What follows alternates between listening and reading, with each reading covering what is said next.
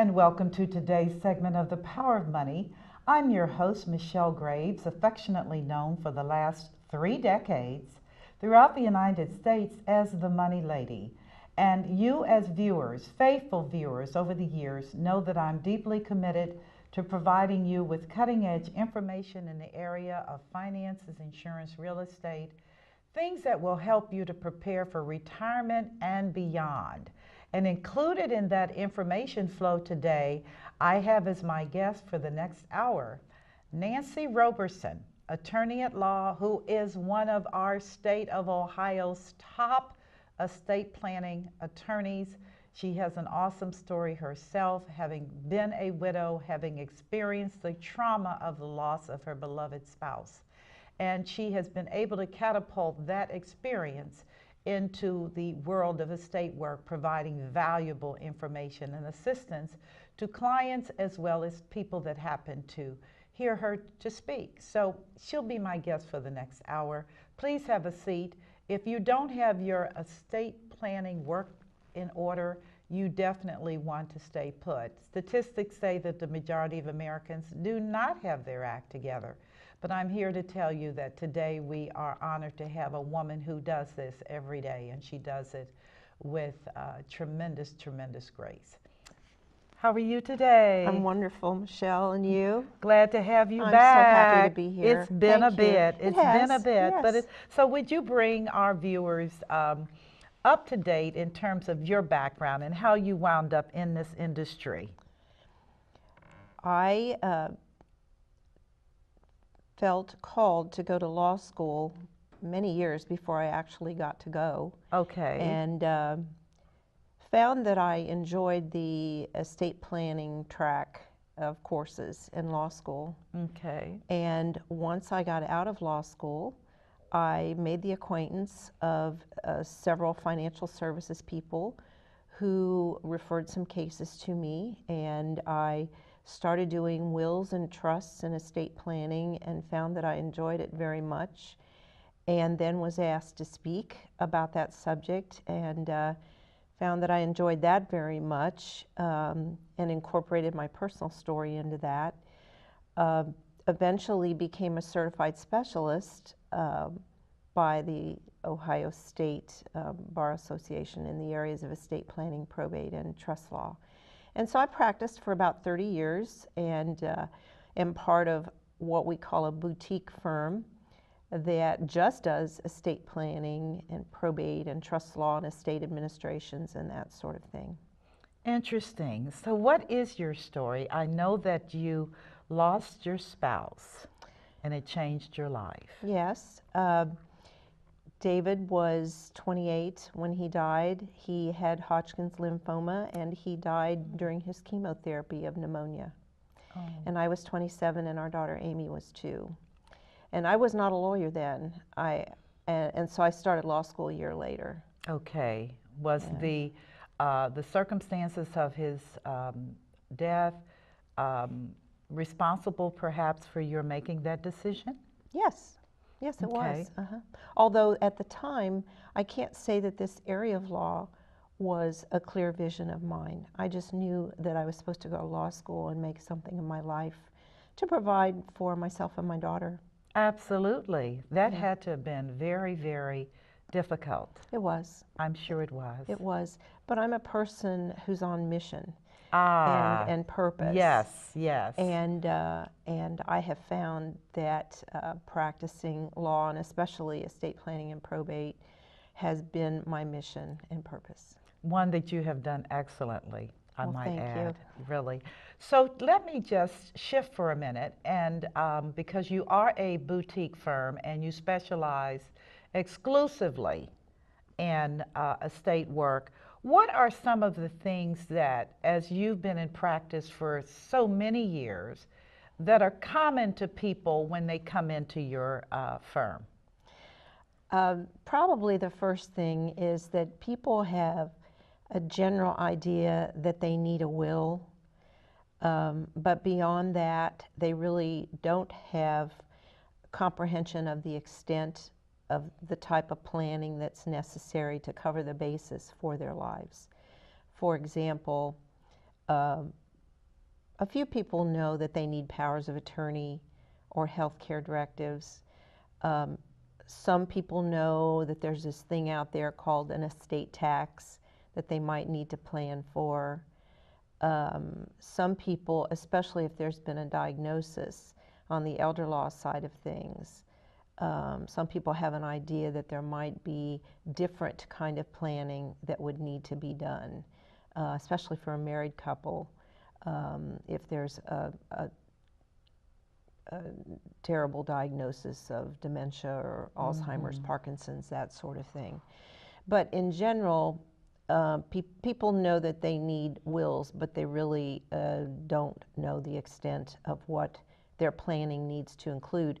And so it's not uncommon for people to call our office and talk to our administrative assistants and say that, you know, they want to schedule an appointment for a will, and they are told by our administrative staff, we don't do just wills.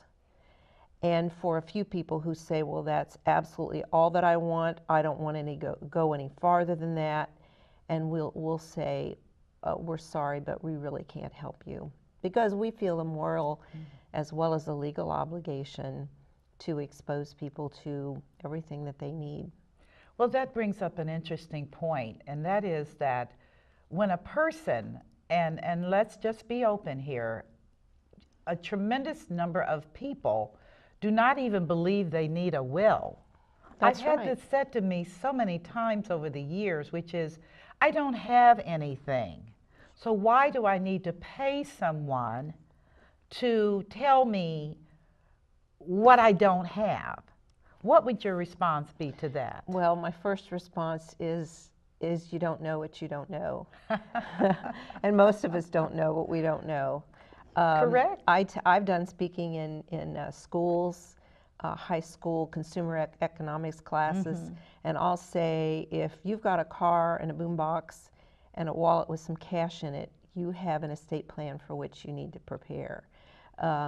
And even if your assets are insignificant by your judgment, you still need documents such as powers of attorney, financial powers of attorney, healthcare powers of attorney, to enable decision making to be made for you if you cannot make it for yourself.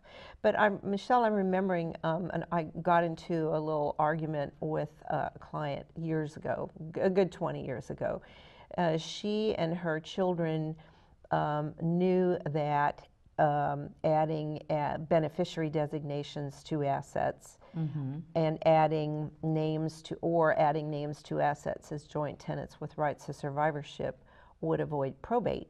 Correct. And they also knew that the will only directs assets that are probate assets. So this lady had supposedly all of her assets either owned jointly with her daughters or beneficiary designation. And I was called in to do a power of attorney for her, so of course I inquired about a will. No, don't need a will, and she would not do a will, period, would not do a will. Period, and died without a will. Oh. After she died, unfortunately, one of the CDs that had her daughters' names on them as beneficiaries had been rolled over by local significant bank, and when it was rolled over, the bank dropped the beneficiary designations. Not uncommon. Because it's a new CD. And so, of course, the children were furious. They took this up with the bank. The bank basically said, too bad, so sad. You know, you're going to have to probate this CD. You're going to have to probate it. And that's what we did. And since she died without a will, then she had an intestate estate, and so bond had to be purchased to protect the estate, and there were additional expenses and paperwork.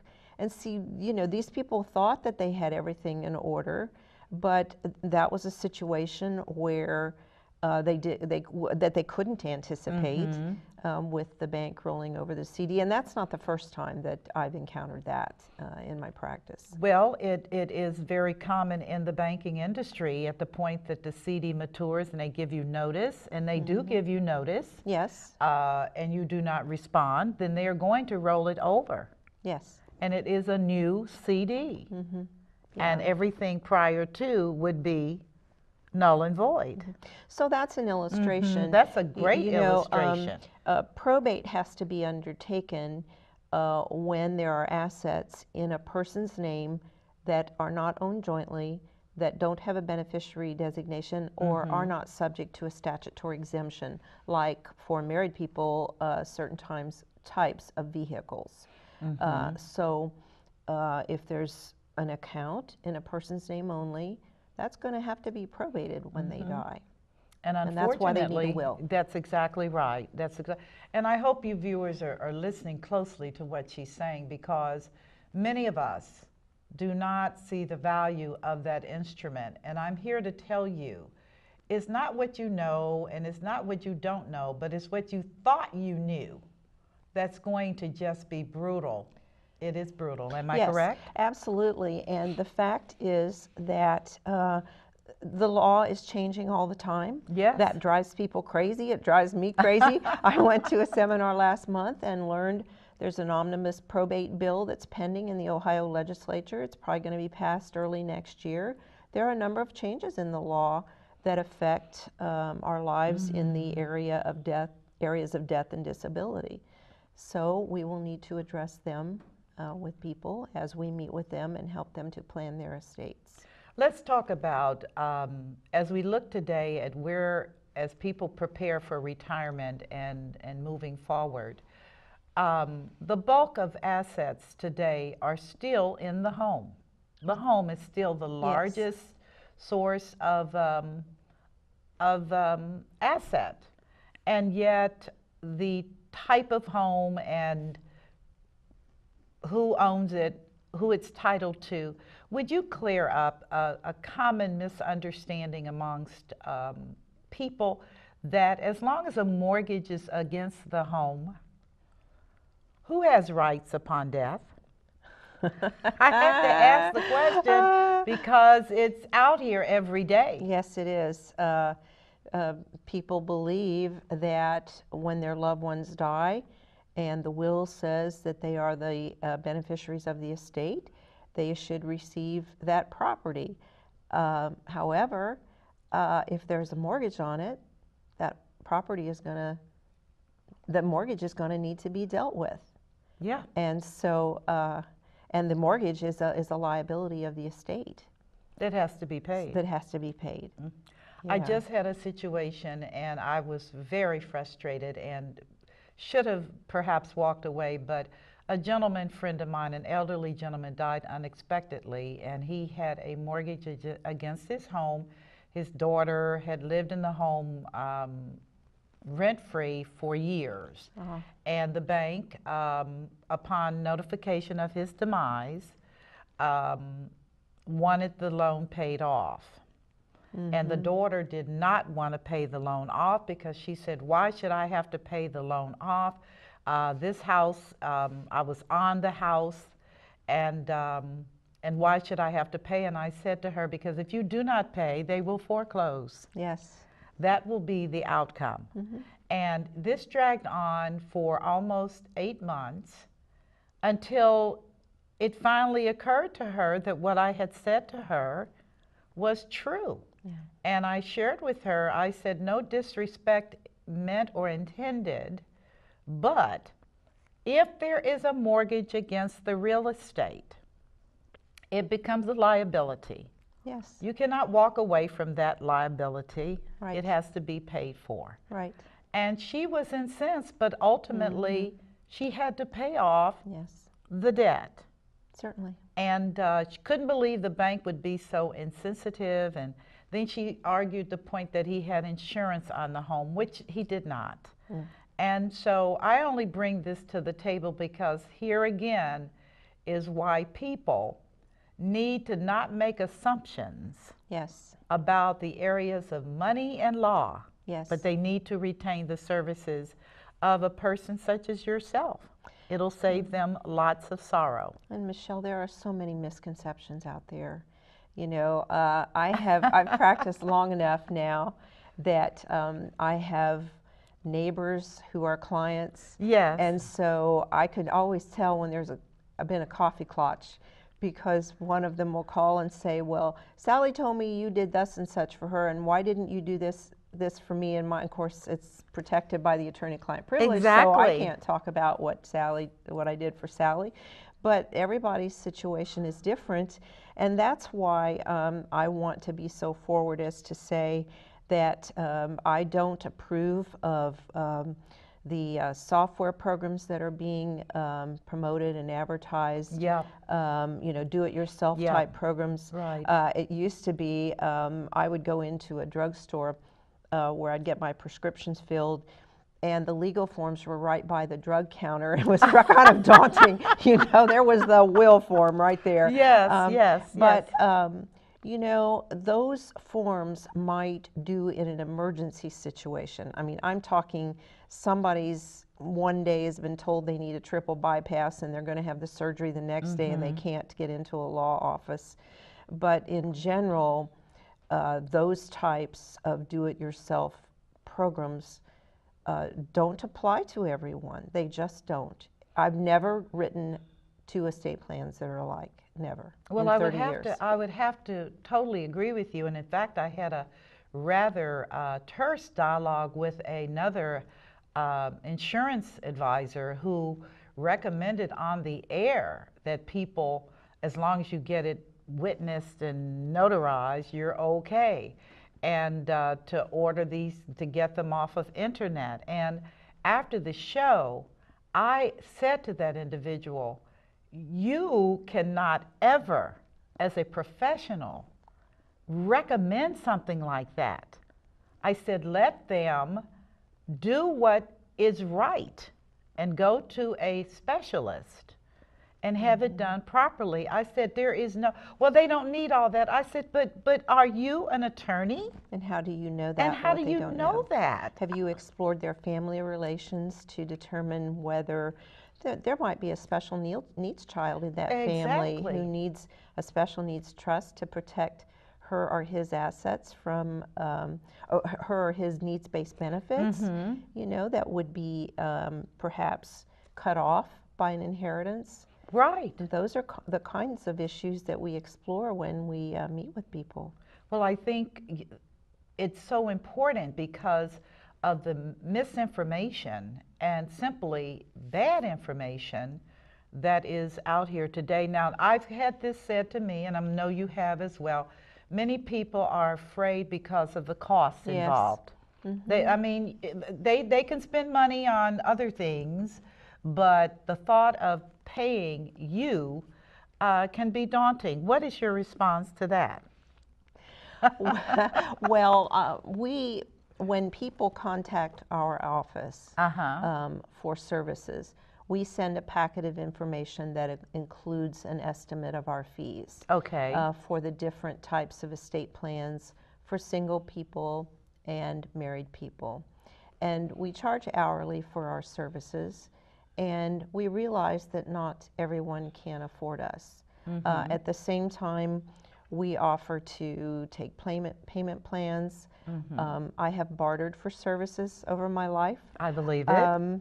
I bartered for my daughter's wedding dress. Okay, that works. You know, that works. That works.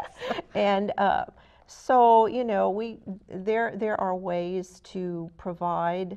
Also, we advertised this summer in our email newsletter a college student special. A very simple will, power of attorney, healthcare directives for a very modest price. And we had clients who have been clients a long time and have grown to appreciate the value of planning.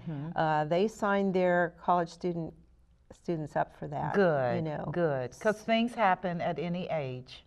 They do. In fact, the nationally known cases for end-of-life decision-making dealt with younger women. You know, the tube feeding cases were younger women. Where no one could ever say that it would happen to them. Right. But it can, and it does. Well, I was 27. Oh. Nobody was more dumbfounded than me when I saw the heart monitor go flat and realized that David had died. I said, "This, I can't believe this just happened to me." Yes. Yes. And death is so permanent. It is. You cannot look back. Right. It is so final. Yes, I know it myself as I've grown older, and seen two of my best friends die. One was an attorney and one was a international trainer. Both women, brilliant, capable women. And sadly, my best friend that was an attorney did not have a will. Oh gosh. In Maryland. She did not, and I labored with her because she had lung cancer, had never smoked a day in her life. And she said I was to be her executrix and blah, blah. And I said to her, I know you have this all in writing because that's what you're trained to do. And oh yes, Michelle, it's all done. Her estate was almost $3 million. She had no will. Oh no. She had written down our conversations, but she did not ever execute that document, which just tells me that people must be in a state of denial. They are. They are. Okay. Death is, you know, I tell people, and I remember when the first Star Trek came on. Okay. You know, space, the final frontier. Yes. And I said, no, space isn't the final frontier. Death is, and we're all afraid of it. This is true, but it is inevitable as the air we breathe.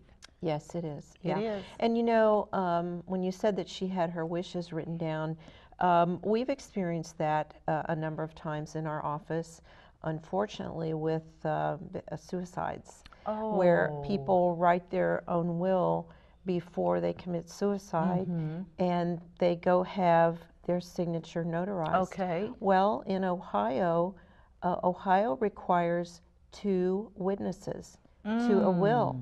So a notary isn't enough. Right. Not enough. That's the same. So if a person dies with an invalid will, that's the same as dying without a will. Correct. And that's kind of a double heartbreak for families who have experienced their loved one's suicide. So, and I didn't know this, a person has to have, if they choose to do this, they still have to have 2 witnesses outside of the notary. You don't, actually, Michelle, a will does not have to be notarized in Ohio.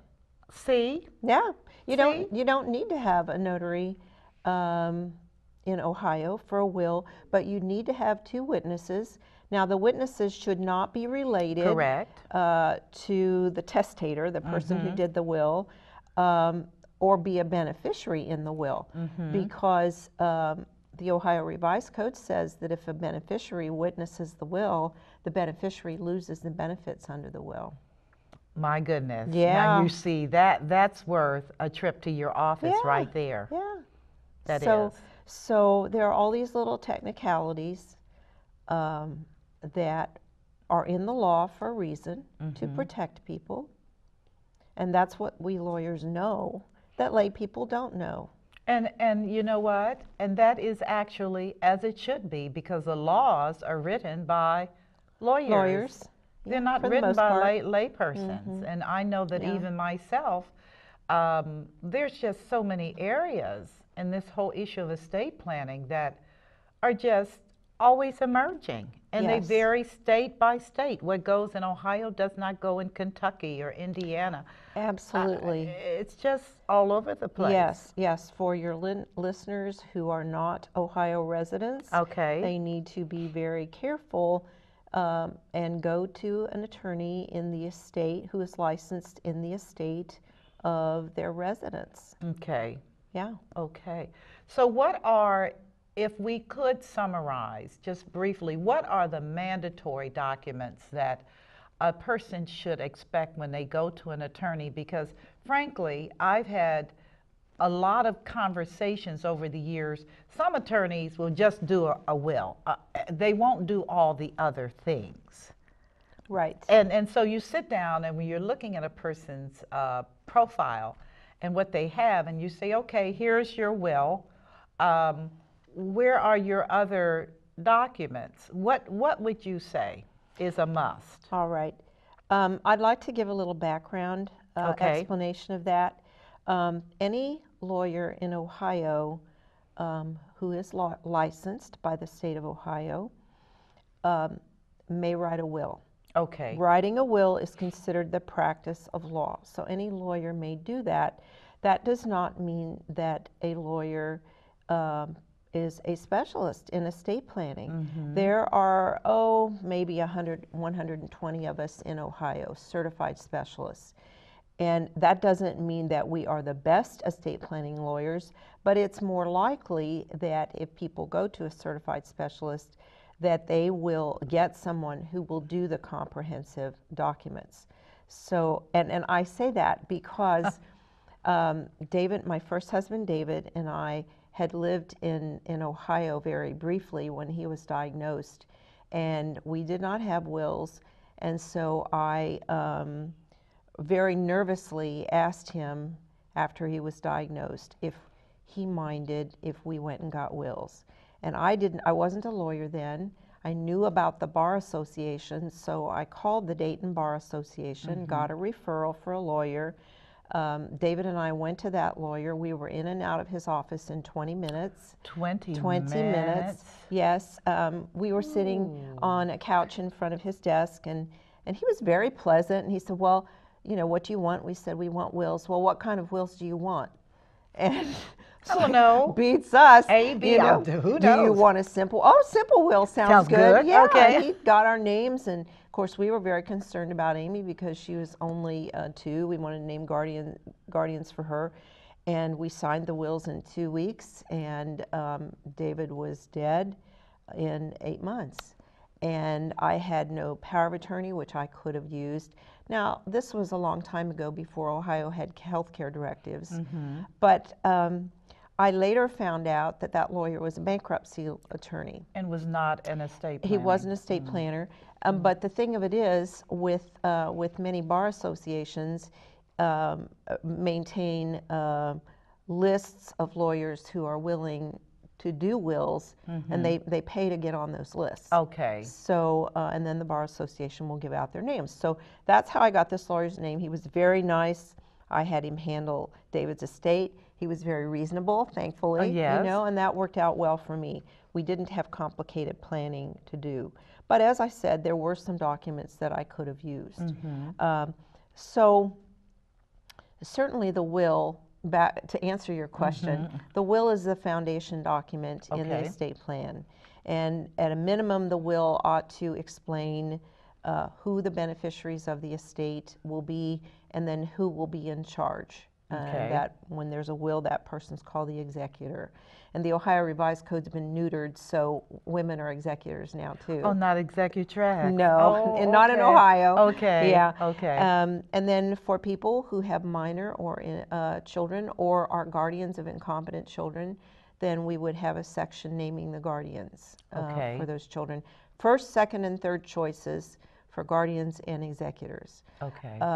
And then, for certain planning situations, people may need a trust. Now, you said, I believe you used the word necessary, and that can be a subjective determination. You know, what I might think would be necessary, the client might not think would be necessary. But Ohio doesn't have an estate tax anymore. Right. But the Fed still does. And the federal estate tax exclusion amount this year, indexed for inflation, is $5.45 million. Okay. So if a person comes to me with a $10 million estate, my judgment is that a trust would be necessary to address the estate taxes.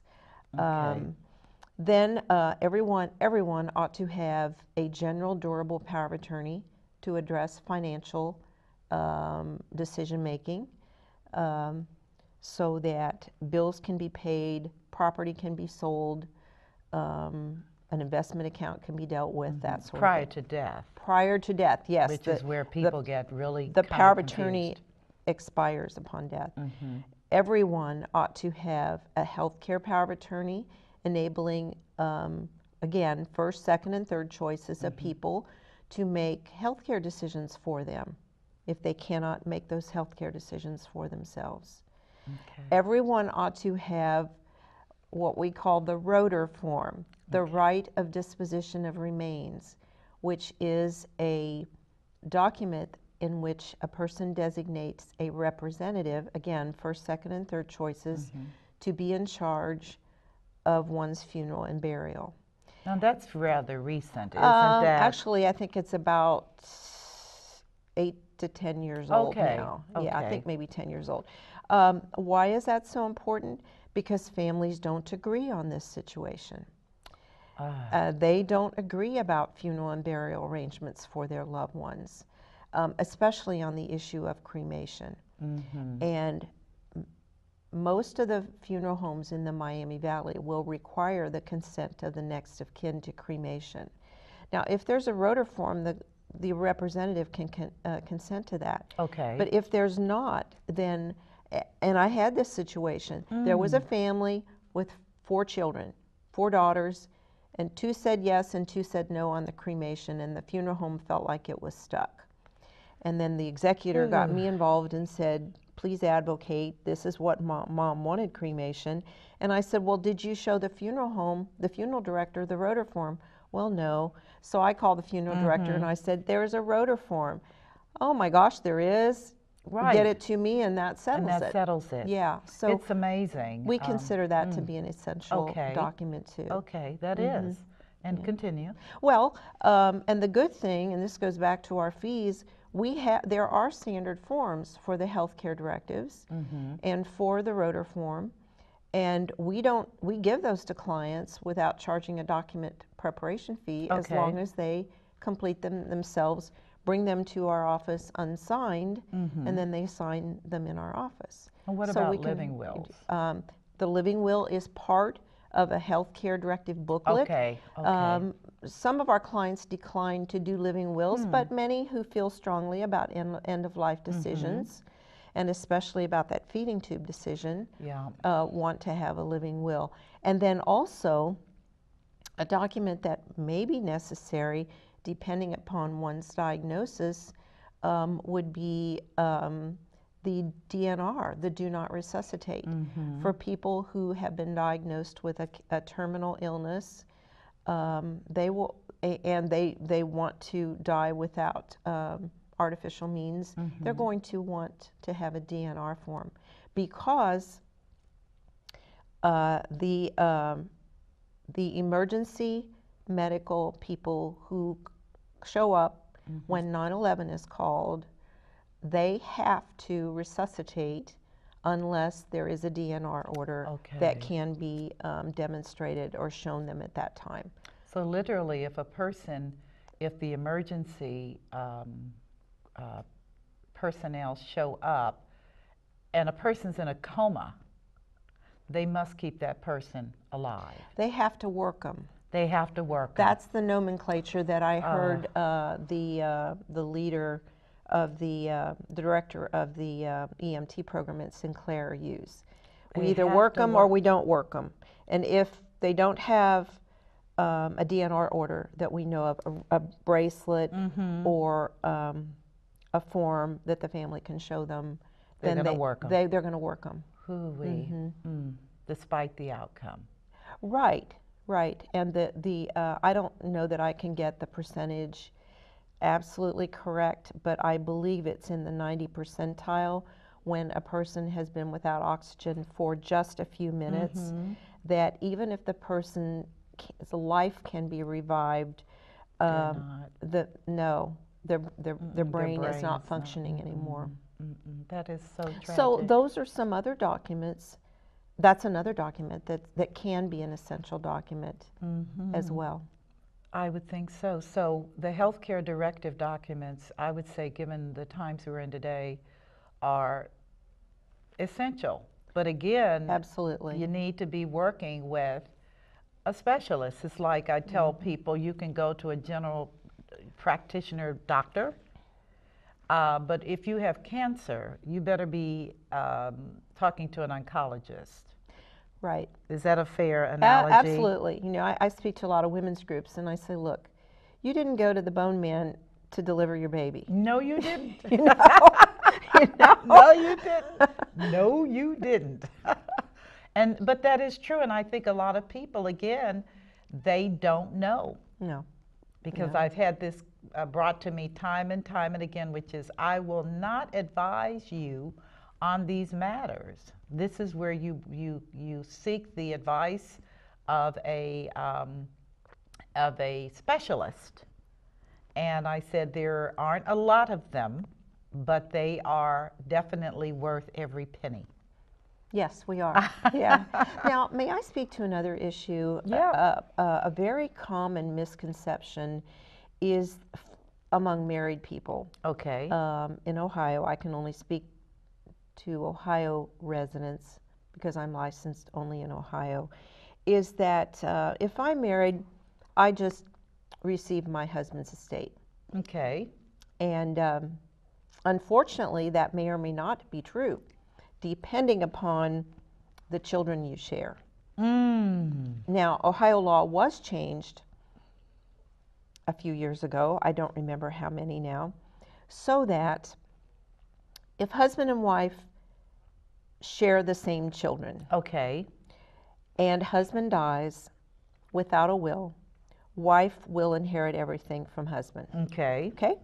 But if they don't share the same children, and husband dies without a will, then wife, depending upon how many children there were, if there was one child, let's say he had a child from a prior relationship and they didn't have any children, Okay.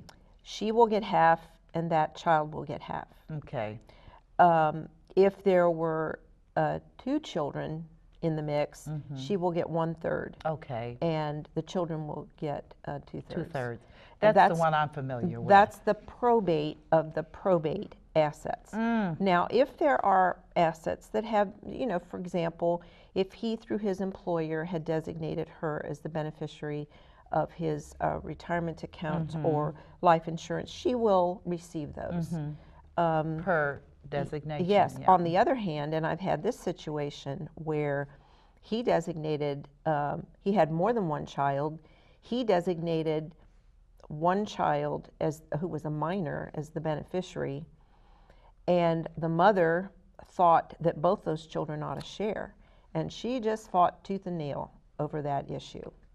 However, But she did not prevail because the beneficiary designation was a contract between him and the insurance company, and that controlled.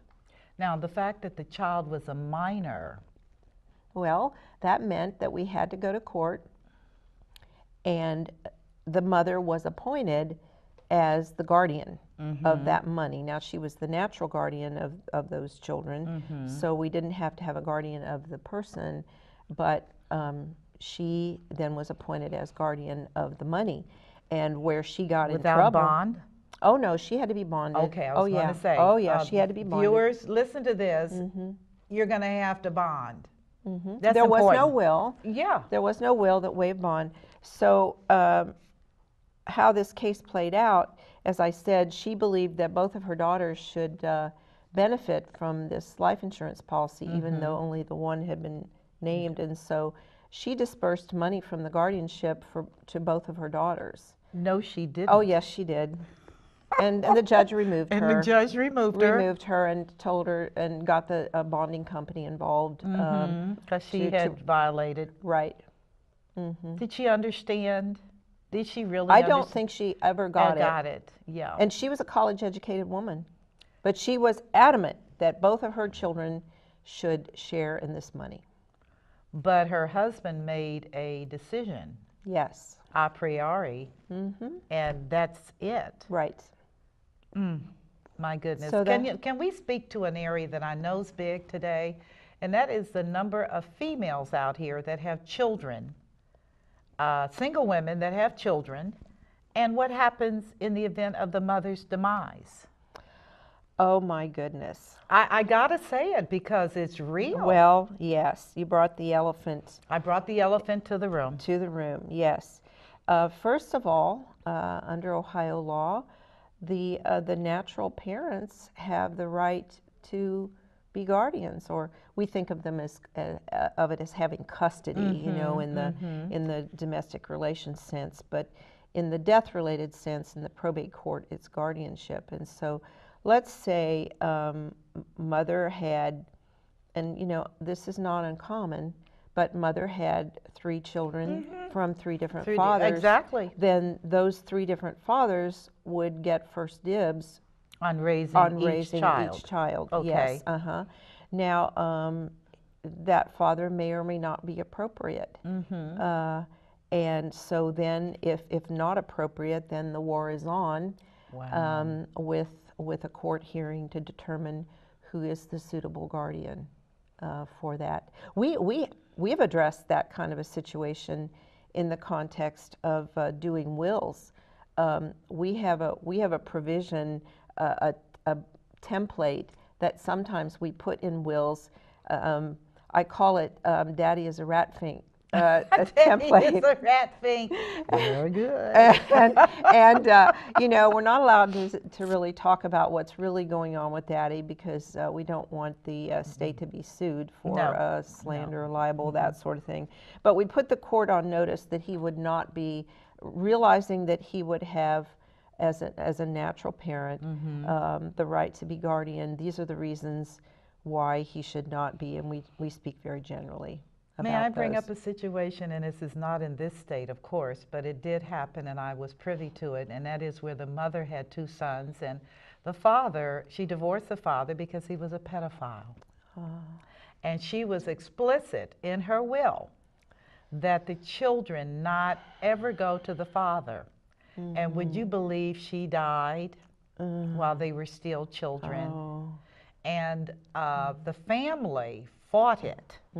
Sure. Her family, but they did not prevail. Oh dear. They did not prevail. Oh, the dear. Boys were sent to live with their family, with their father, and his family, which operated in an arena of denial, which is she just had a vendetta against him, but she didn't because he had actual charges. Oh dear. Yeah, he was in fact that person. And the boys have since, they're now adults, but I've always said in the back of my mind, what could she have done differently to make sure those children did not go to their father? And that's an extreme example, but there are men that are not fit to raise these children. Right. And to find themselves as custodian of a child. Is there anything that you can write that rat fink clause in there, but will the judge, will the court understand the context? I don't know. A couple things that I think of are, there is a process where a person can probate her will while she's still alive. Oh my goodness. And it's called, Latin term, ante mortem, A-N-T-E, mortem probate.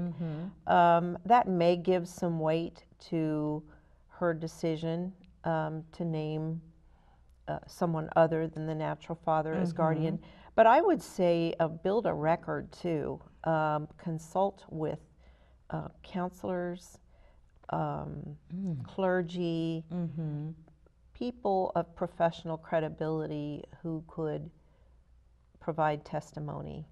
In the event of an adversarial. Yes. Yes.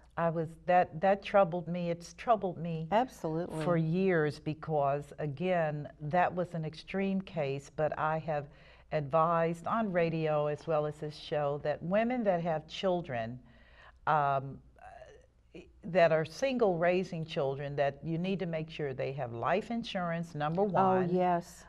They must have life insurance, and it's cheap. So get life insurance. And the other thing is make sure your will names guardians who have accepted. That's right. Guardians are willing to take care of your children. Right.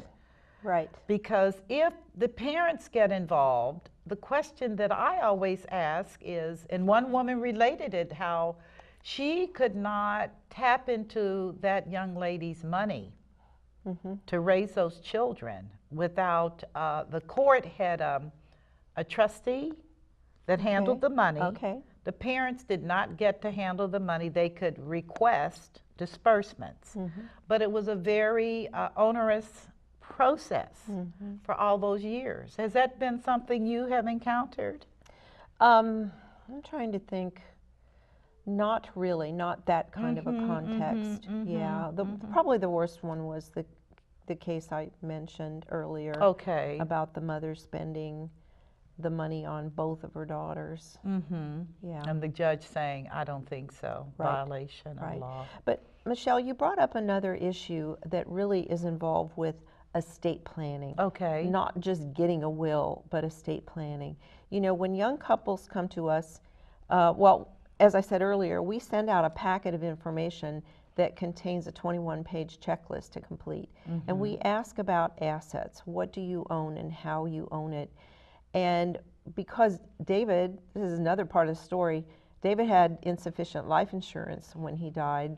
I'm sensitive to that issue. And so, especially for young couples, we look at the life insurance that they have and say, either you don't have enough or you might not have enough, depending upon the lifestyle that you want your surviving spouse and children to have. And we give them some forms to use to calculate the sufficiency of their insurance, and then suggest that they go back to their insurance agent if they have one, or if they don't, we make some recommendations. And as you said, life insurance is cheap. And when you're young, it's cheap. That's part of the estate plan as well. And then as our clients age, actually, we tell all of our clients this. We tell the youngins, the young couples this. Now, we don't expect you to do this now. You're probably even too young to do this now. But we're telling you this, and I'm using the plural we because there are two other attorneys in our office. But we want you to know, we don't want you to be ignorant. You're going to need long-term care insurance too. Thank you, please. Thank you for talking on that. Yeah, and that's basically insurance that will cover the cost of assisted living, home care, nursing home care, if those are necessary. And we tell people to get it, to consider getting it around age 50. And so and some of our clients have done that, and we feel so gratified when they've done that. Some look at me and say, we'll take our chances. Oh my God, but the statistics say it's going to happen. They do. But there are people who Okay. don't want to spend the money, Michelle. They just don't. Well, you know what, and I say this, we buy car insurance probably because it's the law. Yeah. Because there are people that would probably crash you up and wouldn't care. We buy fire insurance, not with the expectation that our houses are going to burn down, but because we want to make sure that if that does happen, that you are covered. We may even be doing flood insurance the way things are going around here. But to ignore long-term care is just inexcusable. Well, it's irresponsible. It's so irresponsible. Who do they think, and I'm going to be, viewers, who do you think is going to pay for you in a facility or at home because you're not able to take care of yourself? Michelle, they think the government's going to pay for that. The government will if you're poor. If you're poor. And you will be poor. But, you will be poor when they finish. You will be poor. Yes. Another misconception is that people think that Medicare will pay for long-term care. They do. Or their private insurance, or here's private health insurance, or here's one that I've had to deal with lately it's a pretty touchy issue, but many veterans believe that the Veterans Administration will pay for their nursing home care. They think the VA is going to pay for their nursing home care. They do. The veterans, and I'll say, this is what I understand. Now, what I want you to do, and we tell on that checklist that we have people complete, it asks for their military service history. Okay. So if they've given us military service information, we give them information on consulting with a veteran service officer. And we say, go to your county veteran service officer and get informed about your veterans benefits. So these particular veterans who insist that VA will pay for their nursing home, you know, I think they'll, you know, they'll get enlightened when they go. But my understanding is that VA will pay for nursing home care only if the reason for the institutionalization, as we call it, is service connected. Exactly. Like my first father-in-law, for example, had dementia that was connected to a brain injury that he sustained in World War II. Okay. And so VA paid. Of course, so there would be liability there. VA paid for his nursing home care. But let's say, you know, a veteran lost some limbs and is wearing prostheses and that sort of thing, and then gets dementia. I don't know of a causal connection between losing a limb and dementia. I just don't know. I don't think that VA would pay for nursing home care under that situation. And neither should they, because there has to be some level of accountability and responsibility. Time has run out. Oh my gosh. I told you. Oh my goodness. We haven't even gotten into this where I wanted to, but as always, it's been a bit, but it's always a pleasure to have you on. And give the viewers your telephone number, how they can reach you, or internet, how they can reach you. All right. Well, I'm Nancy Roberson, and our office number at Roberson Law is area code 937-643-2000, and our URL for our website is www.daytonattorney.com. Okay, Dayton-attorney.com. Dayton-attorney.com. Yes. And if they type your name in, Nancy Roberson, if you could Google will send you right where you need to go. And they can always call you.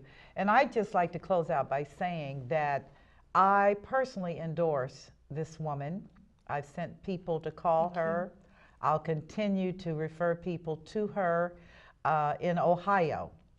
Can't help you folks in Kentucky and Indiana. I do have some people in those areas, but do not allow your pride and arrogance around something that you know very little about to cost you, because the probate industry is huge, and there's money being made every day at the expense of your family and your heirs. It does not have to be like that. You can get expert help. So again, I appreciate you watching this show, and wherever it's airing, I hope you will give her your serious consideration. There are, just as a caveat, there is Pro Seniors, if you're in Southern Ohio, that will do free legal help based on your income. This is a program that's really geared toward people that are very, very poor and may not have the same resources. But everybody else, just do what you need to do what is right, protect yourself, protect your family, and handle your business, again, by doing business with people such as Nancy Roberson. So I want to close out today's segment, as always, and sharing with you how much I've enjoyed the pleasure of you being a part of my world. I love this work. I love this job. And encouraging you to always keep your families first, keep God before your family, because He's going to be the eternal judge of your stuff. And look forward to seeing you on my next segment. Peace, love, and God bless you. You take care. God bless you. Thank you, Nancy.